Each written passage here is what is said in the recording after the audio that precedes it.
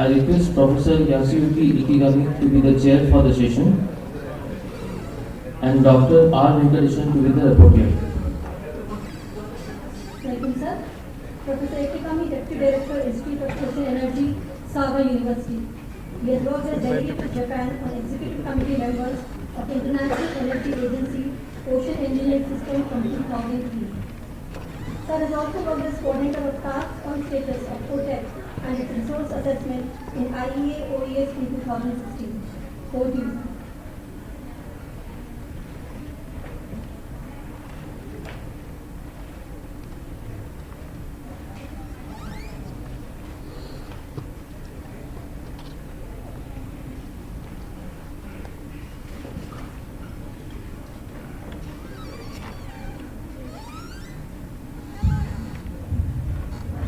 Good afternoon.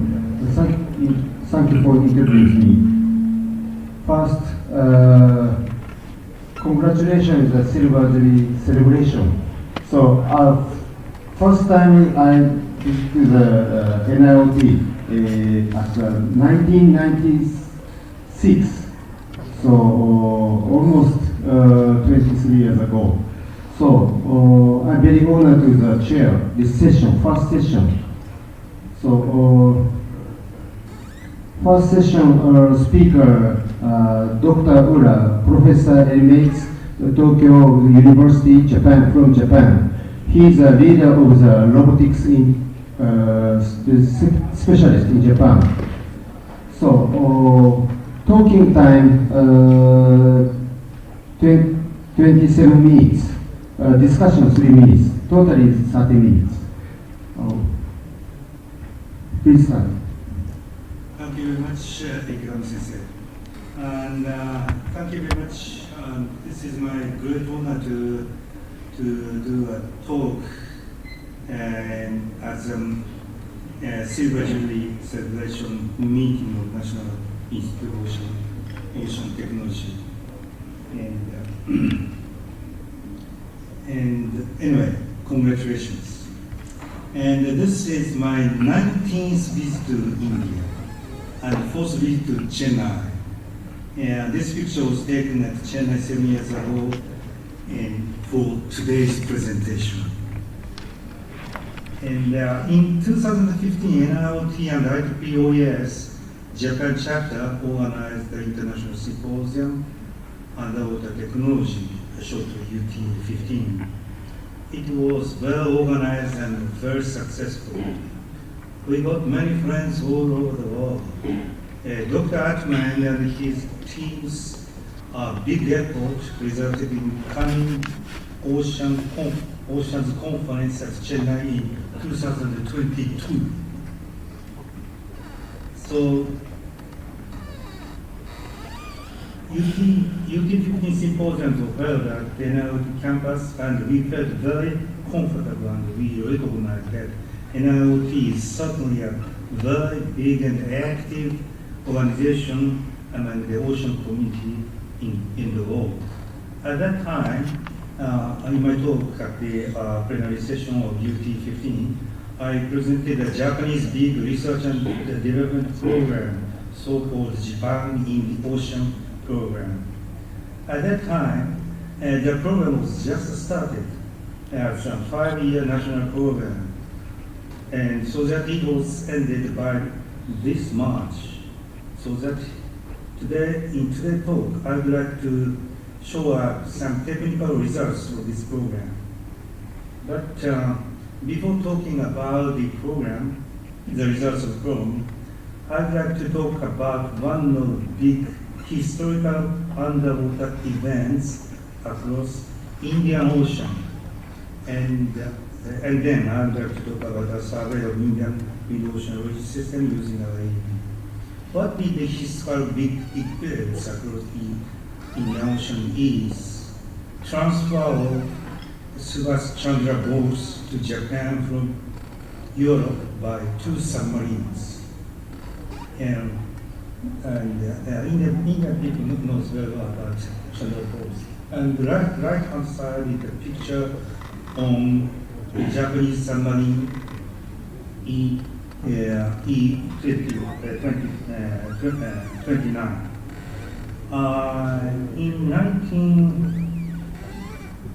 In 1943, he was in Europe to promote the independence of India, but he wanted to go to Japan. He left Brest, taking German submarine U-180 on 18th of February 1943.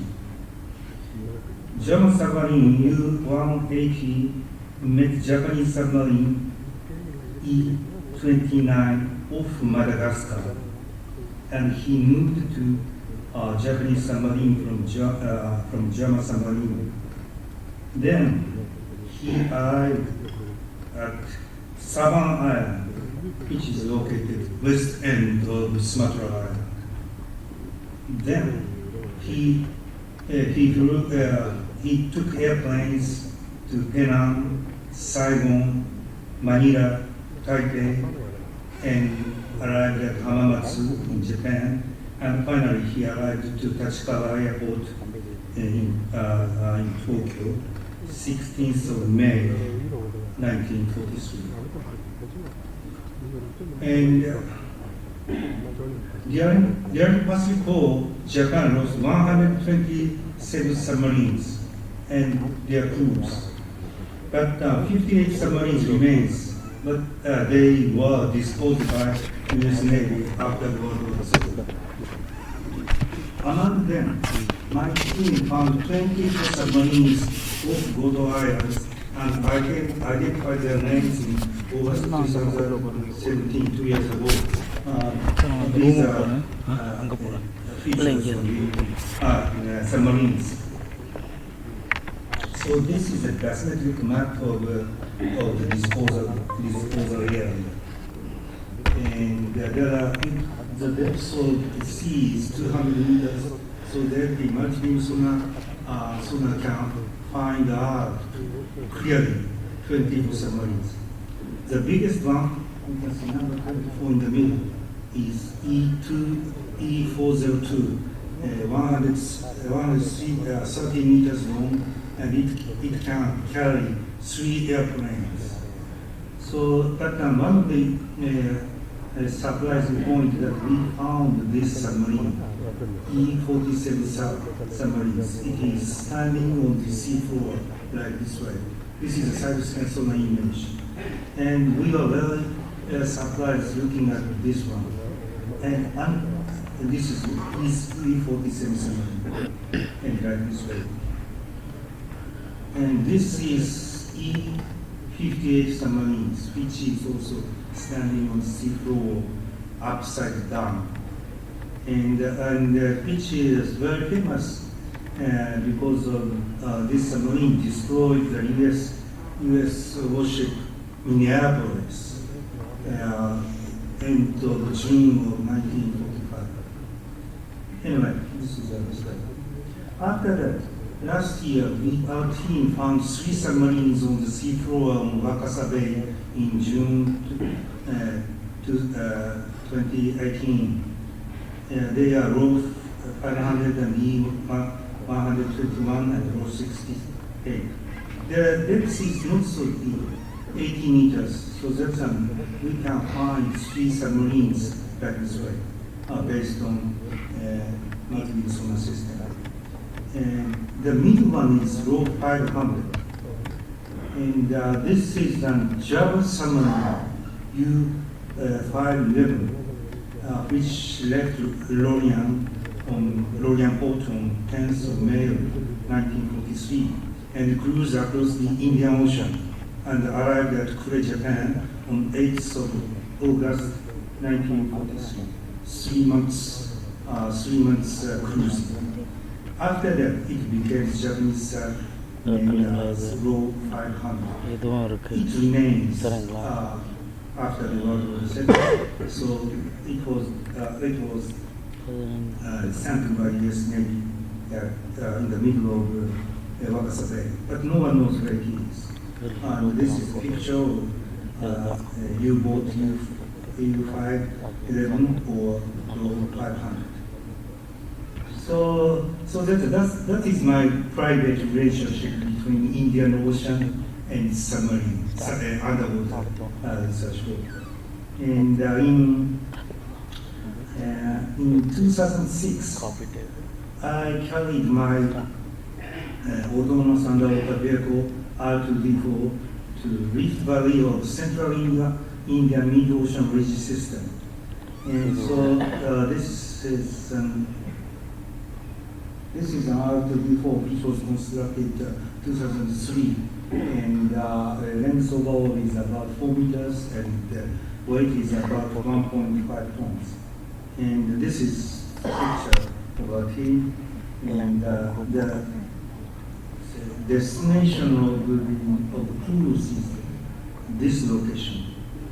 And this is plate tectonics map.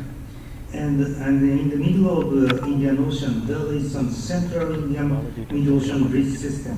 And in the south end of the system, the triple junction of African plate and Australian plate and Antarctic plate. In 2000, Japanese Professor Gamo discovered the first hydrothermal activity in Central Indian Mid-Ocean Ridge System at Rodriguez Triple Junction. So this is a picture taken by ROV Kaiko. He deployed at the point. And this is a very amazing pictures which was taken first time at the bottom of the Indian Ocean. So after that, United States team found the second hydrothermal activity in the Indian Ocean. So in 2006, we went to there, and we went, and before our AUV's mission is able to for the third finding of the hydrothermal vertical area. Location is like this way. And the left-hand side, you can see the Madagascar Island, where German U-boat and E-29 Japanese submarine met more than 70 years ago. And in the center, you can see the Mauritius, and Port Louis, the capital of Mauritius. And east end of Mauritius, there is Rodriguez Island, and west or east of Rodriguez Island, there is this is a bathymetry map of segment 15 and segment 16. And this is segment 15 and this is segment 16. And so that we deployed a vehicle in the Great Dodo lava plain we named after the dive, and Roger Prato. And so that this is a trajectory. I'm sorry, it's very small, but you can see the trajectory line of the vehicle.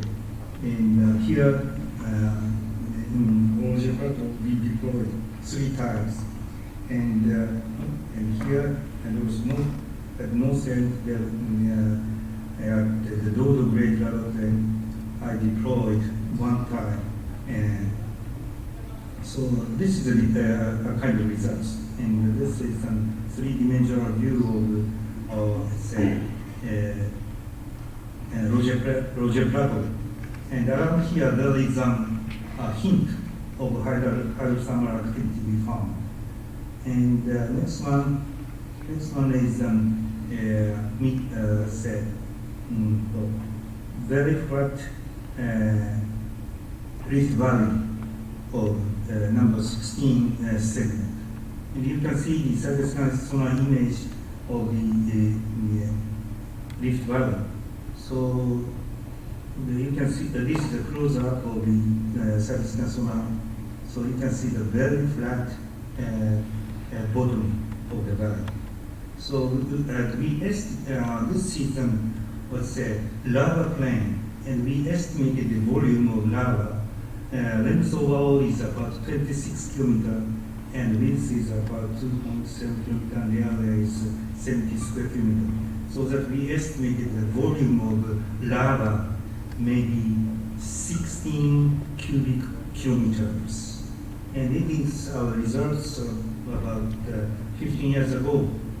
And anyway, and so based on such kind of research activity by Japanese scientists and researchers, we started Japan in the Ocean program from April 2014 to March 2019. I'd like to explain briefly about this program. This is the Japanese government Council of Science and Technology Policy started strategic innovation programs, shortly SIP, from that time. And it includes 10 topics. For example, innovators investigation. The target of our program is the research and development and system development for hydrothermal deposit, cobalt-rich manganese first, and rare earth elements in deep sea mine. And I'd like to talk about next what that Japan means.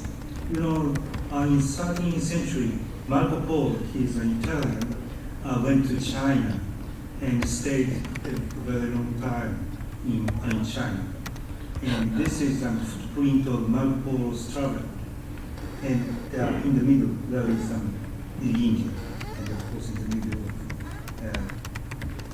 Indian Ocean. And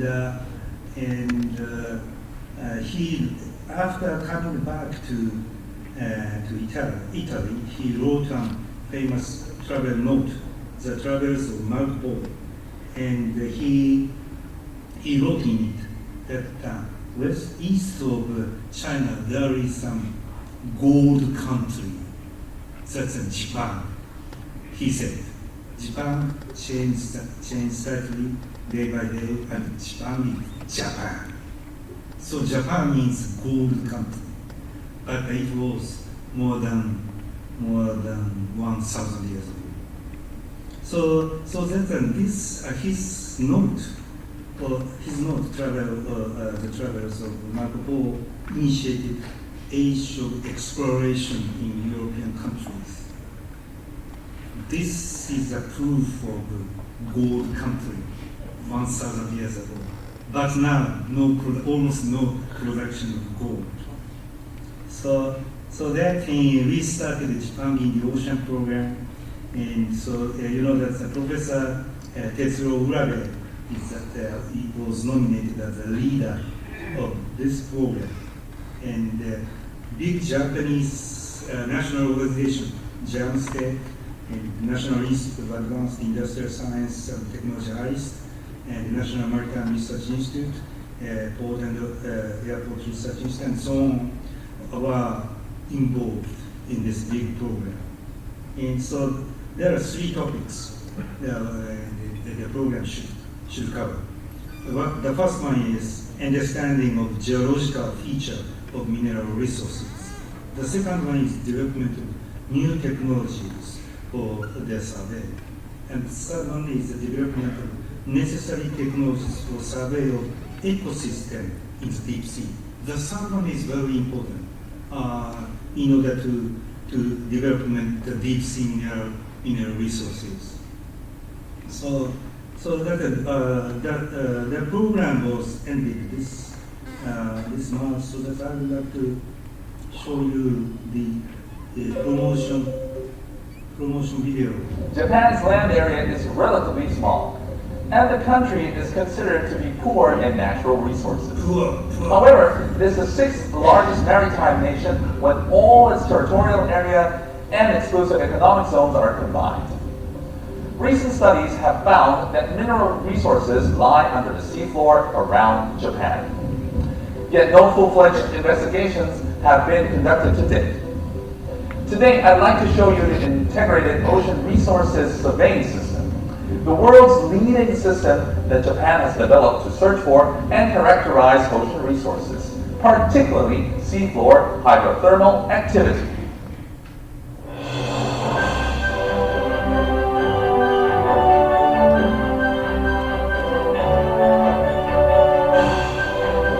To begin with, let me interview Ayu, a member of the development team of this system, on what the Integrated Ocean Resources Surveying System is. Yes. Any ocean resources survey project starts with the most important step, the we-cannot unit. We cannot possibly just go out there and blindly wander about in search of resources. We first collect and analyze samples of ocean resources in the target area to understand why the resources are present in that particular area. In the example of hydrothermal deposits, a kind of ocean resources, we know today that metals produced in magma deep down under the seafloor travel upwards to the seafloor. I see. If we know how hydrothermal activity is created, we will be able to narrow down potential areas with resources. So once prospective waters for hydrothermal deposit survey are determined, what kind of survey activities do you perform? The next step is to further narrow down potential areas of interest in a phased manner for the efficiency's sake. The first phase is original survey. We get on board the ship to collect seafloor topographic data that provides the basic information for investigate how hot water and gases come out of the seabed. Wow, you can observe the seabed in real time from the ship.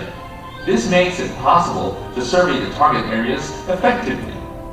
The next phase is a semi-detailed survey. Metal minerals under the seabed have an electrical potential different from the surrounding areas. We also survey the geological structure under the seabed using a robot called an Autonomous Underwater Vehicle, AUV, which carries probing sensors. So that's complicated. Perhaps, simply put, by capturing the characteristics of metal minerals, you can survey the spread of minerals under the ocean floor. Is that it? Exactly. Now that you have narrowed down areas of interest by understanding the extent of peculiar formation under the seafloor, it is now the time for detailed survey, the final phase. This is how we survey the three-dimensional geometry of subseafloor formations by using seismic wave generators set up on the seafloor. The goal is to discover concealed resources under the seafloor based on the difference in rock density.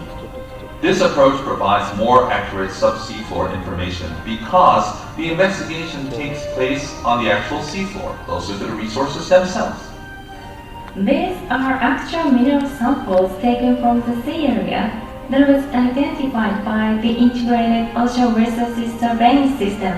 When we see tangible results like this, we feel assured of the usefulness of the system, don't we?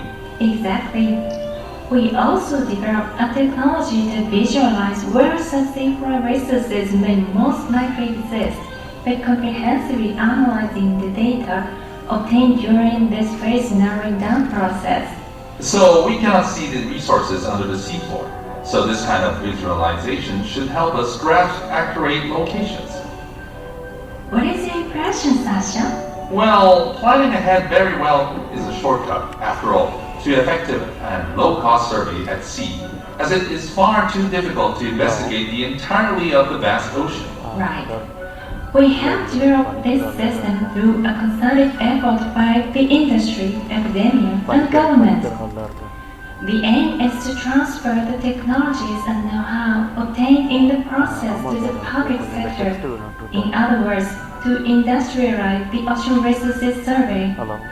Additionally, this technology to survey ocean resources is the first of its kind in the world. We have to develop a process to assess the impact of an ocean resources survey project on deep sea environment from scratch. There are or are no guidelines in Japan. So this new survey technology cares about not only the humans living on shore, but creatures in the ocean.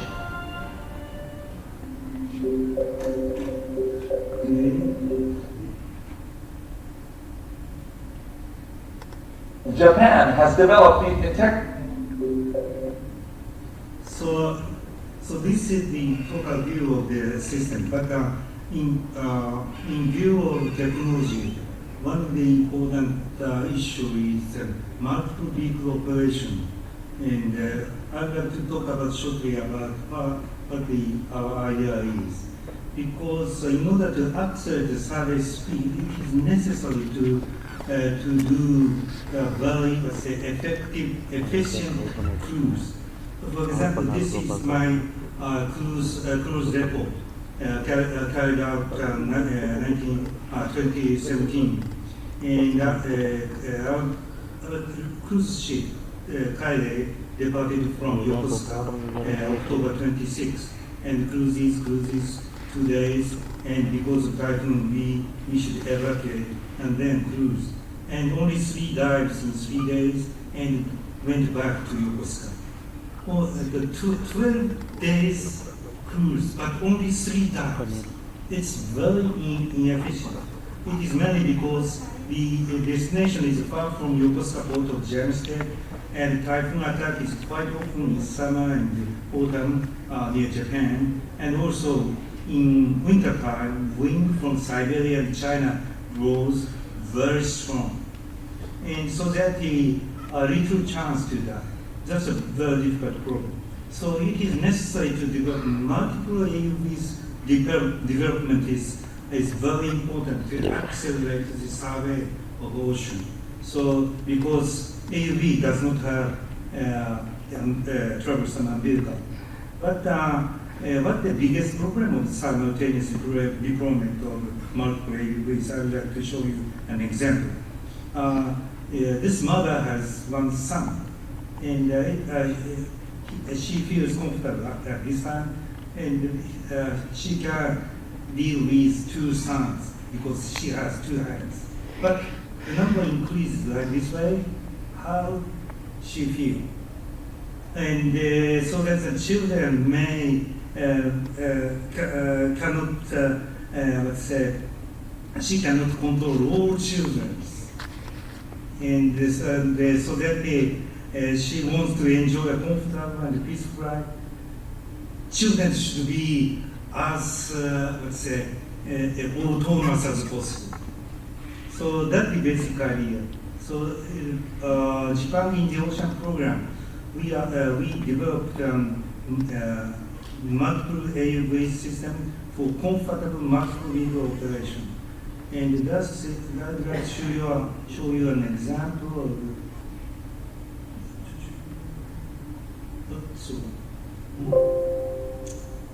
excuse me.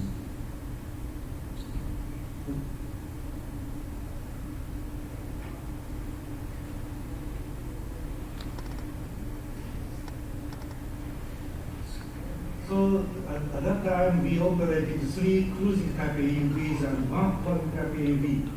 The first one, AUV2, deployed, and he is waiting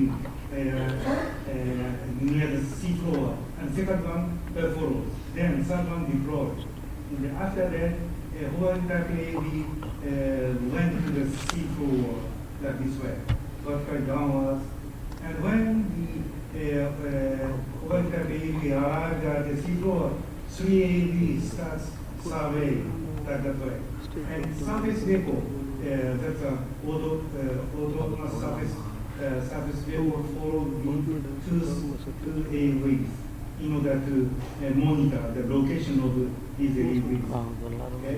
And the foreign type AUV still continuing to survey of the seafloor like this way.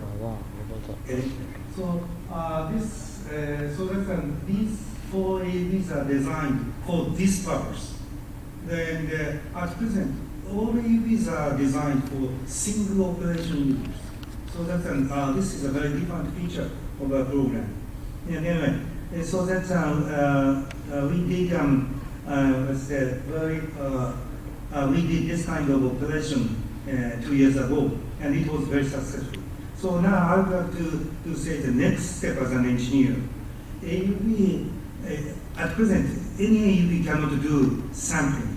So in future, sampling is very important mission for AUVs. This is a cartoon, a Japanese cartoon, and he is doing like this way. Oh, professor, my father, boss, I did it. That's a moral maybe something. Thank you very much for your attention.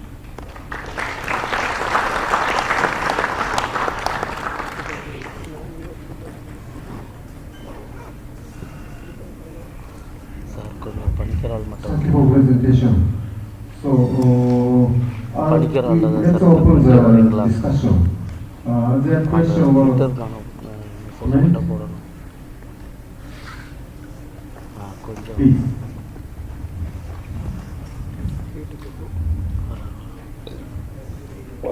I don't know.